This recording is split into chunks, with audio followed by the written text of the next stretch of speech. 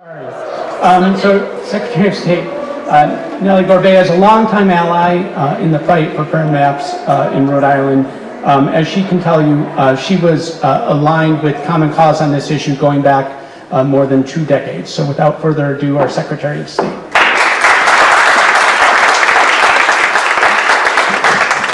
Good afternoon. Now, I know you all didn't know I was here in high school, right? Yeah. It's amazing to see all of you here from so many different places and organizations and representative bodies.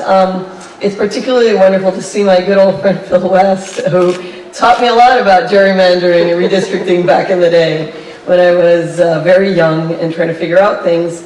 But I want to thank Common Cause and John Marion for this chance to speak to you today. And for all of you for being here to wage this battle all over again. I see Jim Vincent too, who is also part of my group.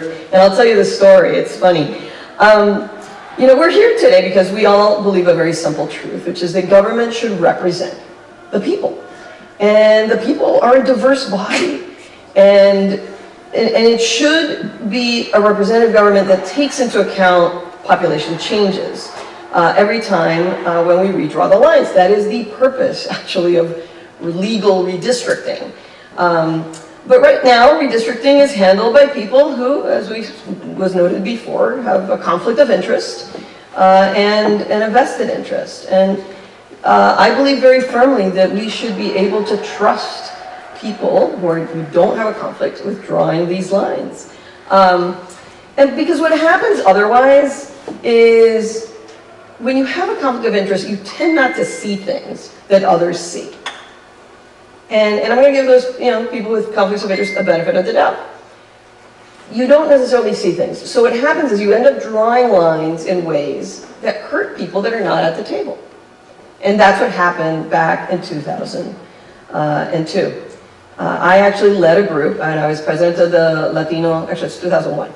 When I was president of the Rhode Island Latino Political Action Committee, we joined up with the NAACP, with a number of plaintiffs, and did a class action suit against the General Assembly because the lines that were drawn in South Providence were really gerrymandered in a way to pit a African American, at the time Senator Charles Walton, and a Latino who was going to come up through and probably run, it was Juan Pichardo, into the same district, diluting the power of these two groups to elect their own.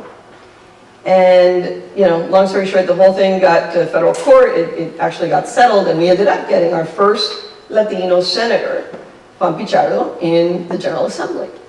And so there was money spent, hours of all sorts of accusations and backs and forths.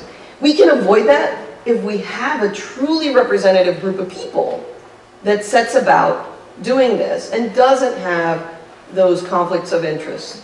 And so, and there's actually a picture of that day when we filed that suit. It's in the book that Phil West published, Secrets and Scandals, which is here somewhere in this library. And so, the hairstyles may have changed. Some of us have gotten a little bit older, but the issue is still here, and we have to get it solved. So I want to, again, thank each and every one of you who's here today, like my colleague in Government Center, General Treasurer Seth Magaziner. We need to continue to make strides in this country and make sure that the structures of government represent everyone. Consensus among different parties gives us a much stronger, a much better government.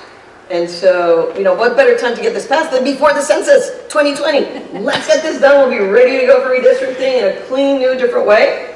And we'll see where that takes us. It will take us in a different direction. So thank you very much, and have a good afternoon.